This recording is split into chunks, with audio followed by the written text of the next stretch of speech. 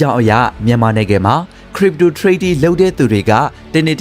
ပို့ပြီးတော့များလာပါတယ်။တချို့ကလည်း crypto trading မလုပ်ဘဲနဲ့နေ့စဉ်နဲ့အမျှတန်ဖိုးကျနေတဲ့မြန်မာငွေကိုတန်ဖိုးကျမသွားအောင် USDT, USDC လိုမျိုးနဲ့တန်ဖိုးတွေကိုပြန်ထိတဲ့အခါမှာဆိုလို့ရှိရင် crypto exchange တွေကိုအသုံးပြုကြပါတယ်။ဒီဗီဒီယိုမှာတော့ကမ္ဘာရဲ့နံပါတ်1နေရာမှာရှိနေတဲ့ Bybit အကောင့်ကိုအလွယ်ကူဆုံးနည်းလမ်းနဲ့3မိနစ်အတွင်းဘယ်လိုဖွဲ့ရမလဲဆိုတာမျှဝေပေးပါမယ်ခင်ဗျာ။ Bybit ကိုအသုံးပြုဖို့အတွက်က Bybit application ရှိထားဖို့လိုအပ်ပါတယ်။ Bybit application ကိုဝင်လိုက်ပါမယ်။ application ကိုရောက်ပြီဆိုလို့ရှိရင်အပေါ်ဆုံးကနေပြီးတော့ Pro ဆိုတာလေးကိုရွေးထားပေးပါ။ပြီးသွားပြီဆိုရင်တော့ Sitecap/login ဆိုတာကိုနှိပ်ပေးလိုက်ပါ။ Sanctuary ရဲ့ညာဘက်အပေါ်ဆုံးထောက်မှာ Sitecap ဆိုပြီးတော့ရှိပါတယ်။ဒါဒီကျွန်တော်ကအကောင့်ကိုအခုမှစပြီးတော့ဖွင့်မှာဖြစ်တဲ့အတွက်ကြောင့်မို့ Sitecap ဆိုတာလေးကိုနှိပ်ပေးရမှာဖြစ်ပါတယ်။အကယ်၍ကိုကအကောင့်ရှိထားပြီးသားဆိုလို့ရှိရင်တော့အခုဒီမှာတွေ့မြင်နေရတဲ့